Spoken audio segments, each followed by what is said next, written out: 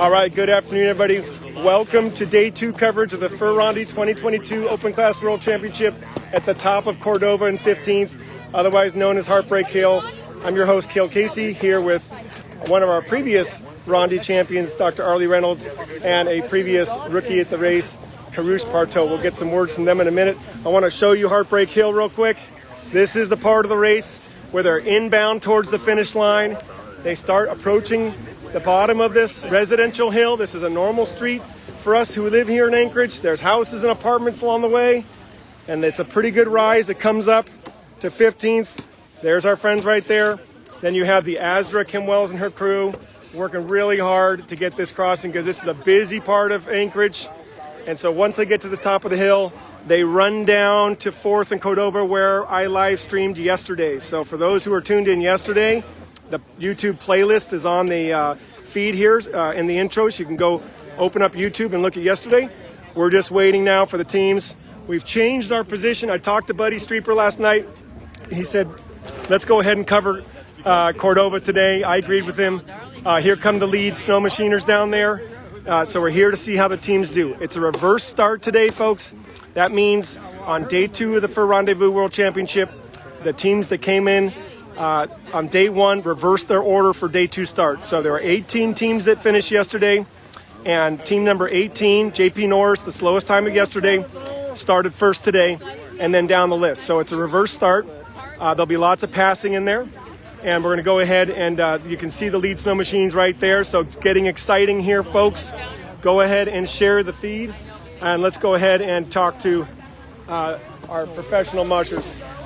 All right, we have KP and Dr. Arlie Reynolds. We just said a second ago what it feels like to be at the top of the hill, even having been a Rondy champion a couple times. I mean, there's nothing like this. Just being here brings your heart rate up about 40 beats per minute. You know, this is an incredible part of the race because when you hit here, if you have a good dog team, you can make up minutes between here and the finish line. I mean, from Tudor Road in is really where the race happens, and so much changes. There's just so much challenging stuff. You've got the overpasses, you've got the culverts, and then you've got this. And even when you get to the top of here, you can see that the hill still keeps rising, and it just rolls up until you get to 4th Avenue. So if you've got a really good dog team, you can make up a lot of time. If your team is tired, it's a long haul from here to finish. Right on. And KP, you've been on this hill a few times. You know what it feels like. Yeah, as Arlie said, is exactly true. When you have a strong team and you're hitting that hill, like the one that I had first my rookie year, everything is just going fast. And when you have a bad day, it's a very bad day too. If they're not charging that hill, you can lose minutes, and that's the year I didn't do very well, I guess. Yep. And but it is when you look at it from here, it's not that big. But when you're on the bottom of that thing and you have 25 miles in your feet, it is a mountain. And so when a team does have a little problem down here, lots of volunteers do go and help, right? That is correct. So a lot of guys are around here because this is the last stretch. This is around a mile and a half to the finish line. So if something happens, it's in the streets, and usually you cannot hook down because the trail is not very, very solid. So it's great to have volunteers and people helping and stretching teams or putting the leaders back on the trail. Great. So folks, if you're just joining us, you're talking to Karush Parto. We call him KP. He's a world champion sprint musher, originally from France, been living in the United States for how many years now? Almost 30. 30 years. How many world championships have you raced in? Maybe 9 dozen.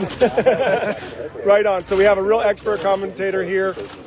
You were looking at the times earlier, and you were making some comments. Yes. What I noticed is the second team, the second Streeper team, is going very, very fast. Actually, as the top team right now. That's bib number 6, Tony Blanford, right? Absolutely. The dog teams are coming, by the way. I can see dog teams coming, cruising around. Okay. I see an orange bag. Let's go ahead and flip it around. KP's made the call, folks. The first team of the day is on Cordova Hill. Here we go. Actually, there are 3 teams right now, back to back. 3 teams. Mushers are kicking heavy. That's the last stretch, so they can give it all they have. One team just got passed. I believe it's Marvin. It is a white parka, and Marvin Cochran passed Open Class champion from North Pole, Alaska. He's behind it. Wow, there are 3 teams. You're right, KP. Look at that crowd. Yeah, he's getting Wow. crowded. First team, I believe, is Dave Turner. Is that Dave Turner coming up right now? Here's our first team, folks. Heartbreak Hill. The dog team is moving along pretty good. All the dogs are stretched out. Dave is kicking. The dogs are dipping a little bit. It's hot, so Little hot today. yeah, a little hot. You know, they're doing it. The front end is you know, dragging lines right now, so the tires are. The team is a little bit tired. Dave Turner, bib number 16, first up and over. Okay, folks, now we got a real battle coming up. Yeah, you have two other teams. Marvin is behind. I recognize the white parka going around, and Brent Beck. So Brent Beck and Marvin Cochran. Brent's ahead right now, off his sled running. Yeah, he's pushing. Brent is from Yellowknife, Canada. Looking good, looking good. Dog team has a lot of power, but Wheel Dog is doing great. Marvin Cochran. His team is moving along. He has a point dog, struggling a little bit. No dog in the bag. Doesn't look good. Wow, okay, and KP's giving us some expert advice there, or insights. He was saying, let's go ahead and get your feedback there. What was happening in Marvin's team? Because you can call the dogs really closely. Yeah, he had a point dog struggling a little bit, and but the overall dog team was moving fairly good. They were hot, you could tell. They were, you know, it's 35 or 6 degrees right now, sort of dipping a little bit, and trying to make the last few miles. Brent's team was very good. Right, so Brent Beck. Yeah, he passed a few teams. More teams are coming. Okay, let's go ahead and turn around, folks. We got more teams. Bottom of the hill, hitting the hill. Well, myself, it's far, I cannot tell who it is. You can see right through those trees there, Musher coming right there. You can see that little movement. That's by the ball field. There's a baseball field in the bottom of Cordova Hill. And when you hit that, you know, now it's the reality time, the truth. The moment of truth. Right, the moment of truth. You come out of the ball field, the dogs have a little bit of flat right there, and then it's the moment of truth. And that's usually when you take your hat off, your gloves off, and you start running behind that sled. How exciting. Here we are, folks. Conditions have warmed up just a little bit, like KP said. Some of those dogs are going to be panting a little bit, looking around. That's a small team. I believe it's a 9. It's a small team. Not recognized. You're moving off into the forest. Thank you, John. All right, there we go. Let me. Oh, it's Grant Beck. Okay, yeah. That's Brent's brother, Grant, right?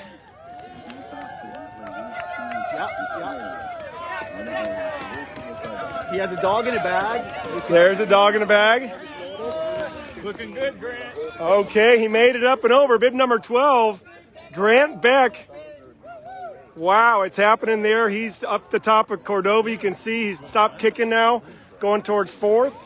And then we have another dog team right here. Is that Carl? That's Carl Earhart. Carl Ray Earhart, rookie year. Great buddy of mine. He is the trail boss for ADMA in Fairbanks. He is from Tanana originally, lives in Fairbanks. His front end is tired, but they're moving. Here's a dog struggling a little bit on the single line. Look at that focus. Carl Earhart up and over 15th.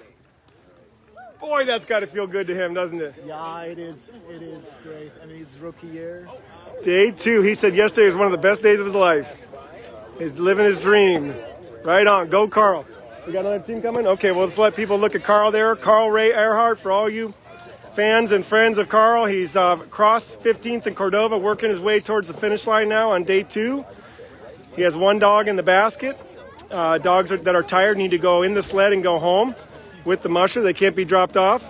So there we go. Dog team. Sorry about the spin there, folks. Here we go. This looks like Heberman, Frank. Okay, Frank Haberman. And he's from Kenai. He was originally from Europe, but lives in Kenai Peninsula. Clam Gulch, right? And yes, more of a mid-distance style dog team. They're moving fairly good. They're tired. They're not. They're not moving as you want them to move.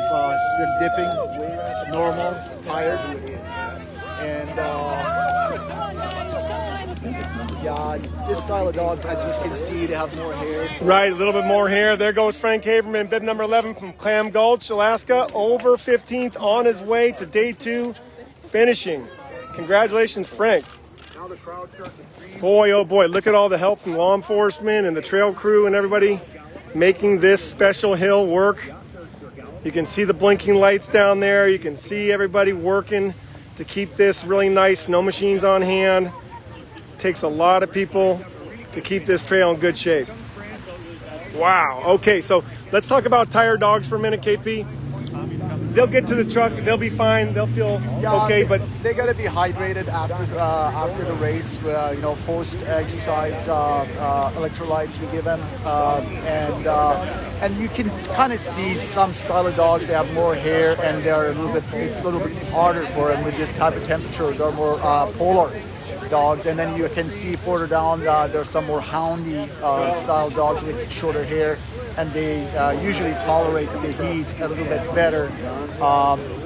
And on Frank's team, you could definitely see the thicker coat was more of that Alaskan Husky. And here's some more teams. So flip the camera around. 2 more teams coming here. Right on. And so if you're just joining us, you're at the top of 15th in Cordova. You're live on day 2 of the Fur Rondy World Championship. As teams come to the finish line up this hill. This team is moving. Whoever it is moving. Oh, look at that. This team is hot. That is that Frank? Blanford. That's second Streeper team. That's Tony. Yeah, Blanford. Tony. That's Tony. That's the strong. Look at that. Beautiful team. Okay, this is Tony Blanford. He's bib number 6, running the Streeper second team, and they are moving. That's what it looks like, folks. Happy dogs. Loping. Look at that. Leaders are running uphill fast. Beautiful dog team. Look at that. That is great job, Tony. That is a pleasure. He's got to be proud. And then you have we got a problem a little the hill. It's Wendy Callis. She had a small dog team. Dogs are getting off the trail, unfortunately. Volunteers are helping to stretching the dog team. They are tired. They're tired, and that happens, right? You've seen that with your dogs. It's not that they are tired. Okay, it looks like they might have to have a little bit of a help here to. And here comes Wendy up to the front, so she's coming up to her lead dogs. Yeah, the lead dogs are. She's going to bring them up the hill, or at least line them out. Yeah. And here comes a team behind. That is another strong team running behind.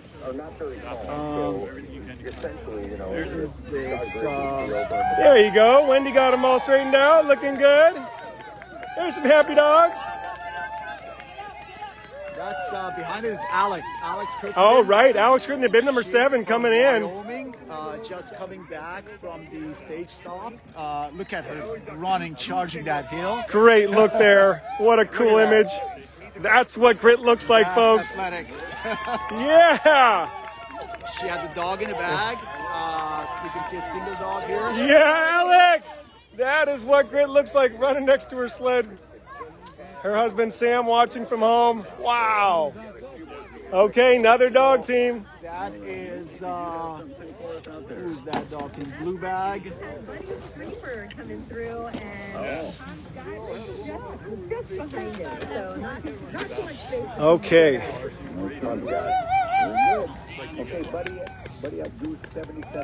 That's Andrea. Yeah, Andrea Bond. And Gary Markley. They have a beautiful kennel in Salcha, Alaska.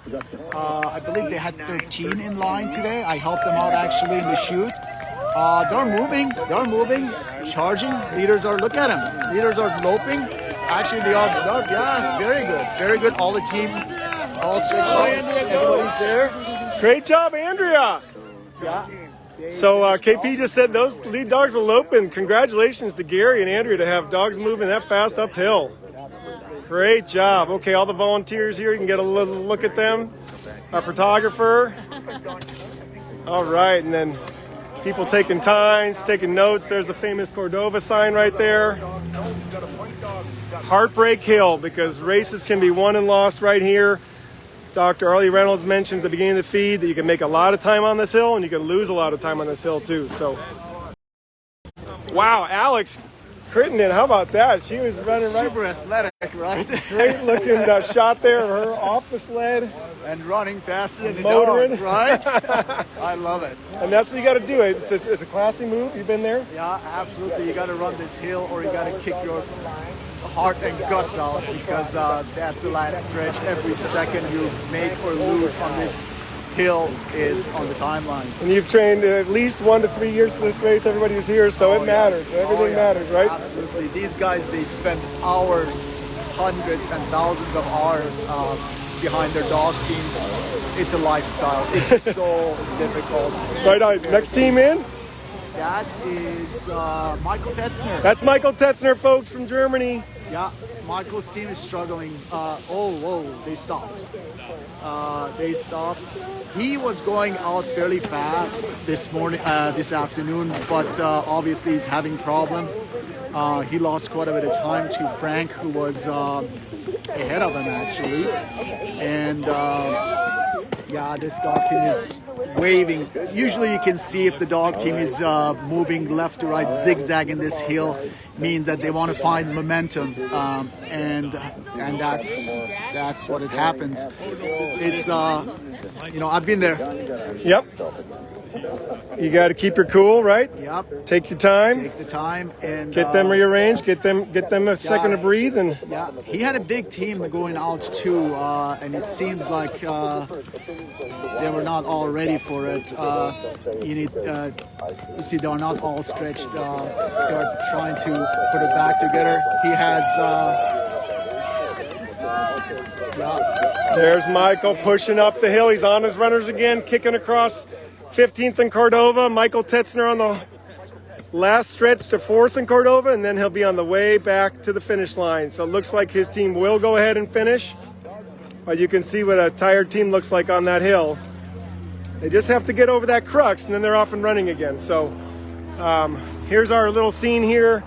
Again, if you want to see what volunteerism and community looks like, all this coordination to make the crossing. The volunteers are constantly moving snow, letting traffic move through the city. There's other events going on.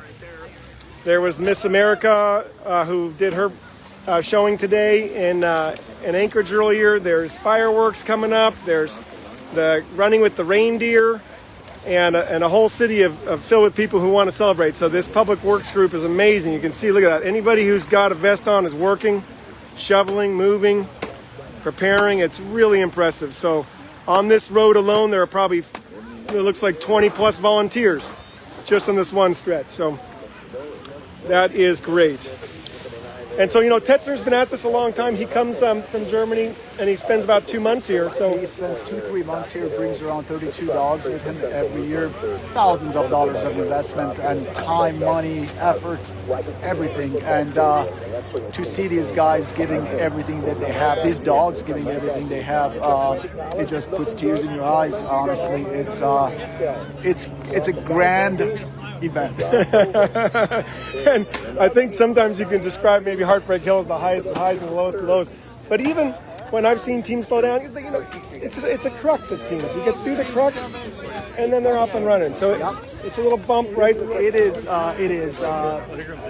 last stretch, as we said, and a lot of people, they come here because you can see glories or defeats. Right.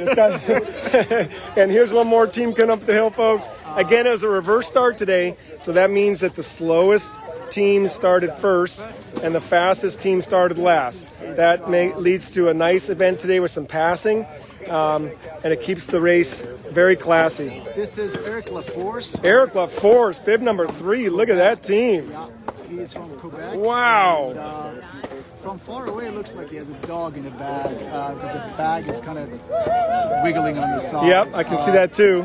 But the dogs are charging, they're moving,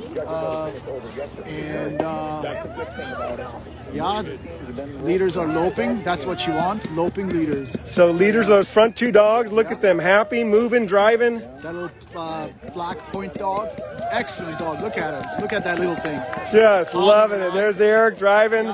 Actually, his bag is empty, which is okay. Eric LaForce, everybody from Canada, cheering on Eric.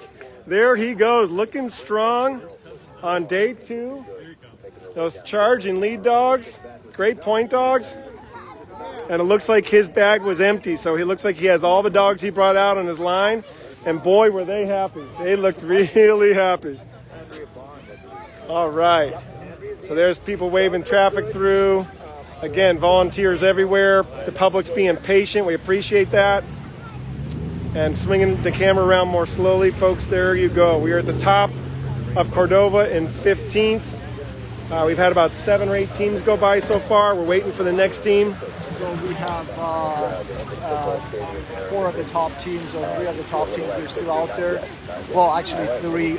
Greg Taylor had an issue and unfortunately had to stop, I believe, on the trail. But he's still in the race, or did he scratch? I believe he scratched. Last time I heard he was getting loaded by the Tulip Bridge.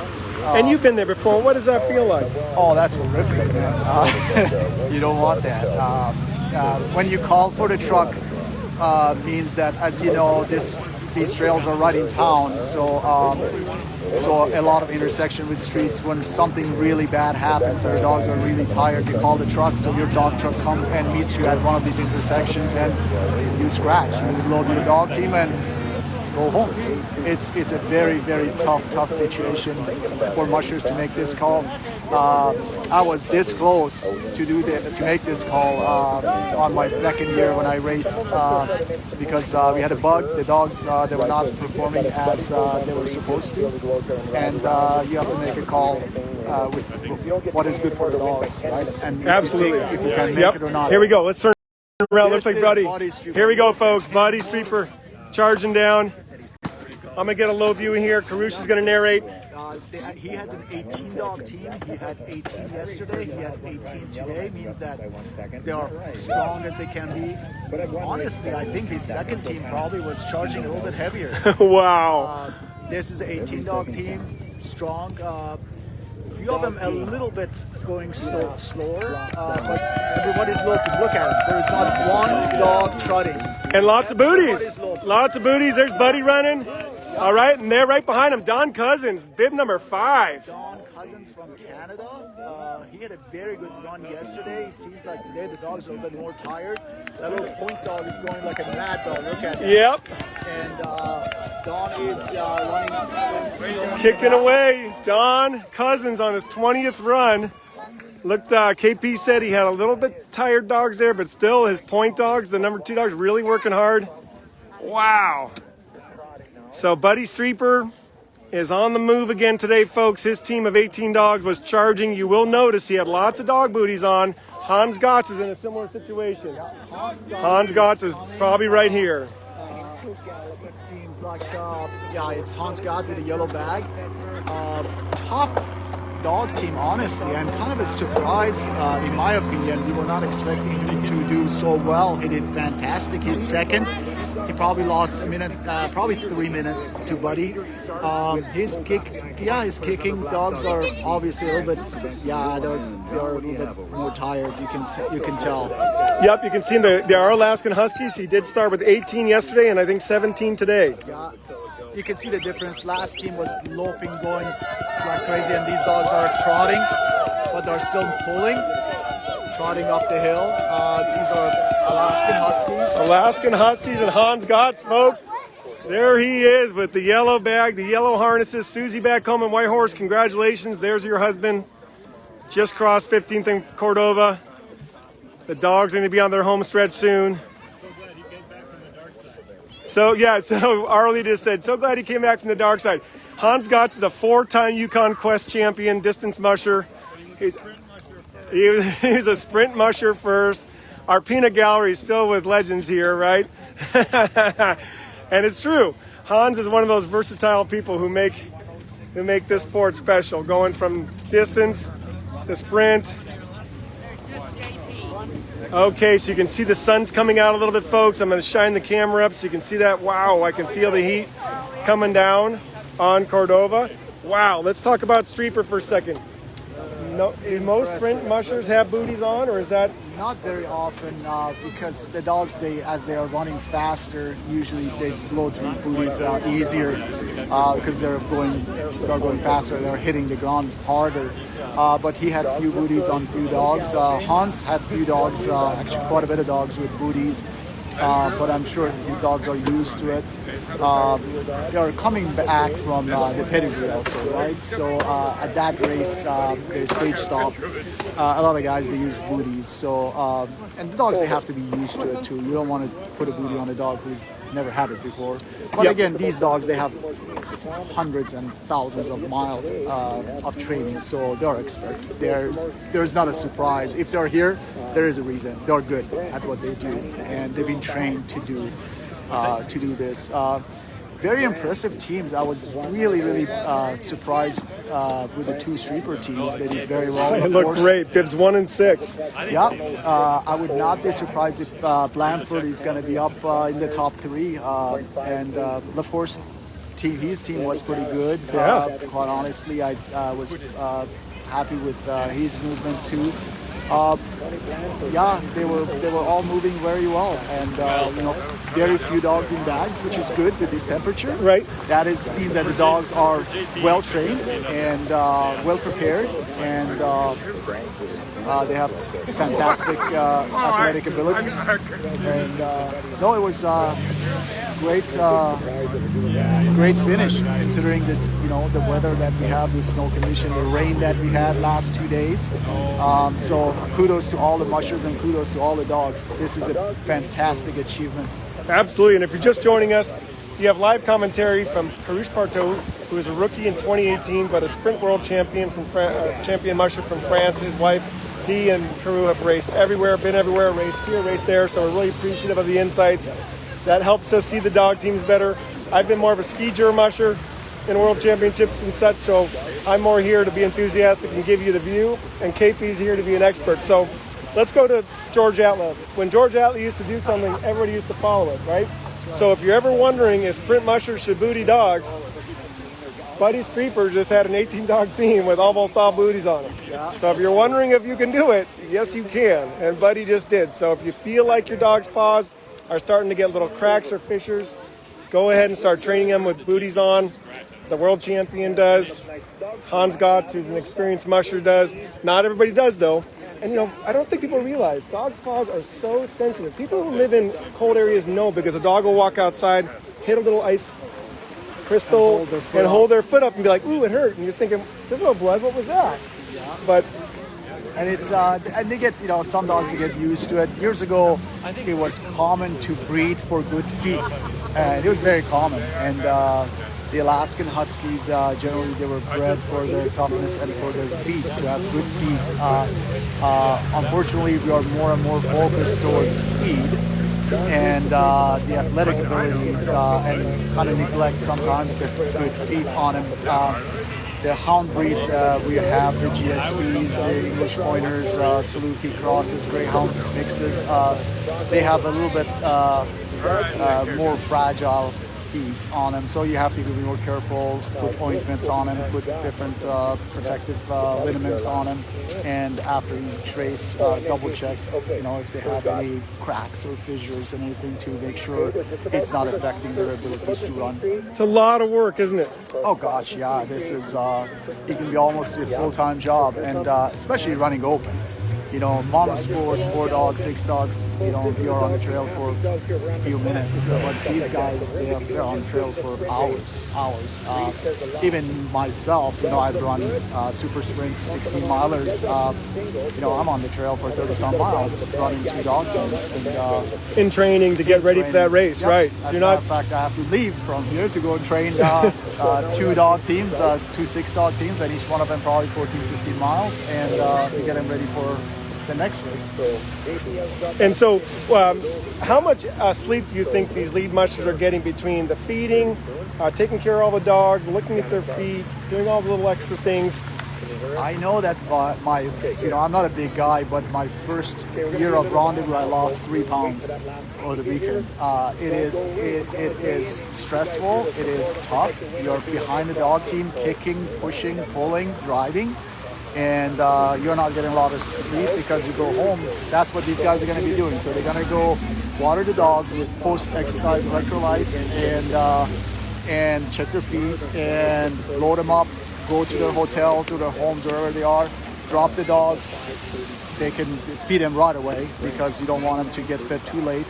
Then usually with water after that, and then 2 or 3 drops, and then massages. You have to bring every single dog out, check their feet, put ointments if they need something, and use different products for massaging them to see if they're sore or not, shoulders, hips, necks, soreness, and put them in and out of the box to make sure they don't get sore. Usually the last drop, at least in my case, was around midnight, Okay. 12:30, and then 6 o'clock, get up.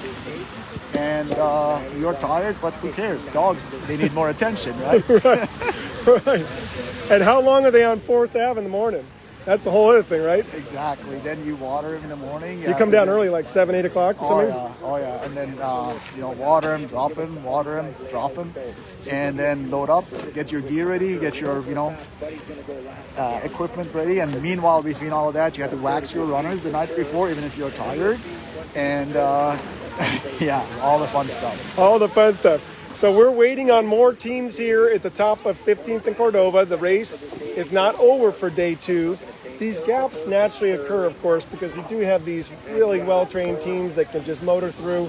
And then different kinds of dogs, like J.P. Norris, who did go out first, is running Siberian Huskies. He's still not back. I didn't see. The Siberian Huskies, of course, purebred dogs, bred generations and generations ago as sled dogs, but they have, big fur, not optimum dog for this type of situation, conditions, 40 degrees or 35-degree temperature.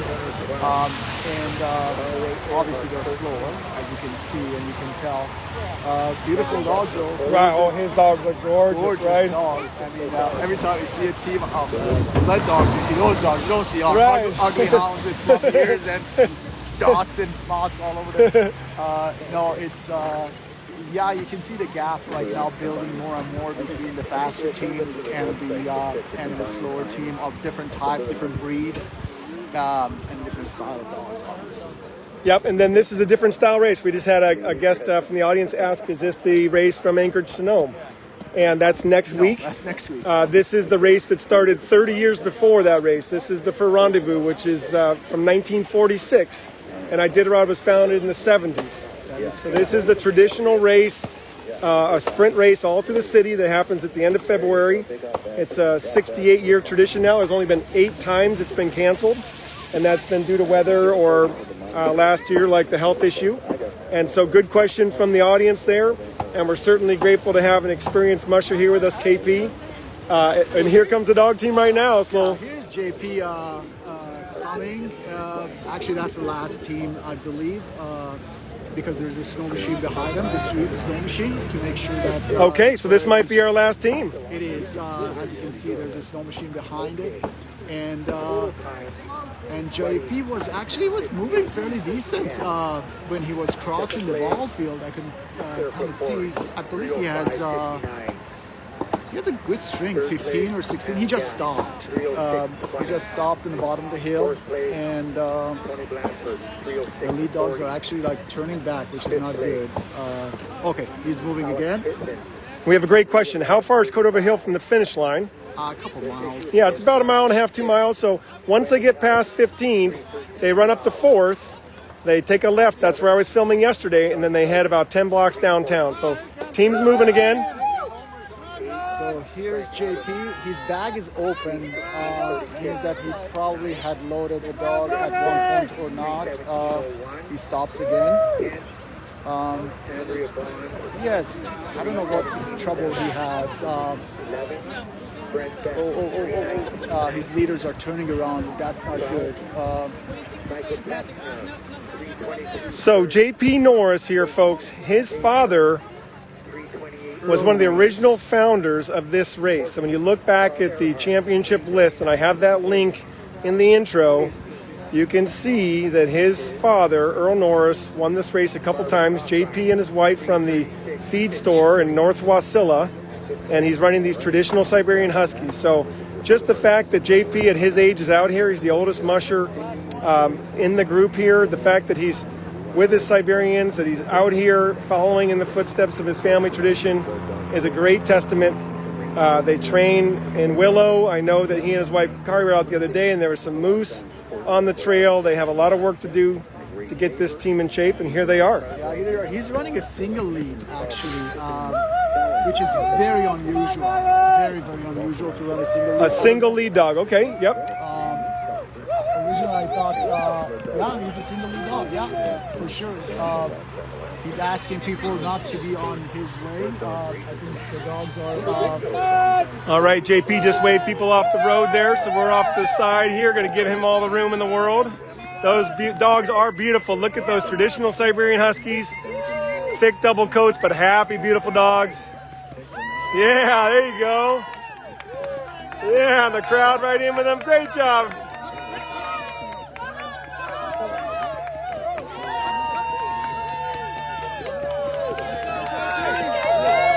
And there goes JP Norse.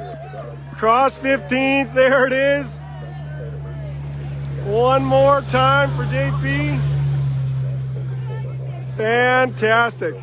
Well, we saw the sweep machine had a Siberian Husky in the on the machine, which I'm assuming belongs to JP. That will disqualify him. Right. Okay. So we're gonna get this expert commentary here from Karosh right now. Okay. So KP, what'd you see? What you saw here, as I mentioned, the bag was open when he was climbing up the hill. You could see the bag was open, and there was one dog missing. But he was not in the bag, so I was questioning myself why the bag was open. Well, the sweep machine behind him had a dog loaded on the snow machine, means that the dog was unable to stay in the bag. Unfortunately, JP will be disqualified for that because you're supposed to finish with the same number of dogs you started in the team or in the bag. So the dog has to be secured and safe in the bag to the finish line, and obviously something happened. I don't know, maybe the bag broke. It happens. It happened to me in the past. The zipper breaks and you cannot contain the dog inside anymore. And the good thing is we have the safety crew behind to assist Jumpy or JP or any other musher on the trail with situations like this. It's good to have support team. I think I saw that yesterday with Tommy Bird coming down 4th and Cordova. He had the dog in the bag going around the corner. You can see in the video yesterday. It's on the YouTube playlist. It's a short 3-minute video of Tommy Bird because he was the last team. And then you'll see he was heading down towards 4th and the bag. Then the support team stopped, took his dog from the bag because he offered the dog to the snow machiners, and that meant a scratch. That's exactly. And that's part of it, but that's for the dog. Happening. That's for the dog. You know, they are first. He was. His dogs looked tired. They got a little sick on the drive-in from Canada, so we do want to give a shout out to Tommy Bird. He is a great musher. 40 years. He goes to the schools in Northwest Territories and across Canada, educating folks about sled dogs and the importance of sled dogs and working dogs. So big shout out to Tommy, and big shout out to KP. Thanks for being on the feed today. It was fun. And you're going to be training dogs. Where you live up in Eagle River, so. Yep, I live in Chugiak, so I'm going to jump in the truck and go pull the dogs out and stay 24 miles on the trail. Right on. And come and join me tomorrow? Yep, probably. Okay. Thank you. Right on. Thank you so much. It takes a whole village here, folks. KP's part of that village. All these volunteers right here are part of that village.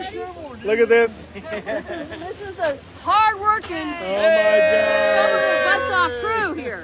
God. Heroes. You get a photo yet? Okay, then I want some These are intros. the hardest shoveling people in this city right now, I'll tell you that. Put it on all the police stations. Okay, quick, tell everybody who your names are one at a time. Kim Wells. Melissa Klupatch, Sierra Branson, Campbell Branson, Tiffany Cross, Byron Cross. Rodney. How many are first-time volunteers? For this, yeah. Okay, great. If you've been listening to the feed, folks, Ed Streeper's been saying up on the radio, volunteers are the key to mushing and the community of mushing surviving. So thank you. You all are heroes. I know some have been here for years making this happen. Some are new. We hope to see you back tomorrow and next year, right? Always. All the way from Florida. Cool. That's a good way to end it. We'll see you tomorrow, folks. We'll be doing the post-race championship awards down there on 4th tomorrow. So I'll race from here to there. We'll see you for pre-race coverage at 11:15 downtown on 4th. And thanks so much to all you and to all these great, wonderful people who make this race possible. And our police department, our peace officers, our heroes who do the crossings. We appreciate it. Thank you so much for your service, for keeping the dogs safe. We appreciate it. Everybody comes together in Anchorage. It's an amazing group of people. Look at all their tools right there, folks. This kind of tells it all. Look at that, 4 or 5 shovels ready to go at all times. More police officers over there helping out. It truly takes a village, so it really is an impressive group. And then what will happen here is the big heavy equipment will come in and they'll put all this snow in the middle of the street for the night, all the way down to 4th, and that way the streets can open up for the night, and then tomorrow they spread it all back out. So it truly is. They're gonna do what? Oh, where's that? Oh my gosh! Just want to let you know. We have a race coming through here. Yes, a fat bike bike race. Yes. Okay, we're not sure when they're going to start, but maybe I'll walk up that way. And... Yes, and you can see them by the... Okay, folks, thanks for all the support. Thanks to all of our sponsors, Tudor Bingo, Coca-Cola Alaska, Alaska Dental, Linden, Alaska Dog Center, Greater Anchorage Incorporated, Municipality of Anchorage, and all the other sponsors who have just made this festival so special. Here we are all together again in Anchorage. What a blessing, and you joining us makes it even better. So we'll see you again. Tune in tomorrow, and let's Rondy.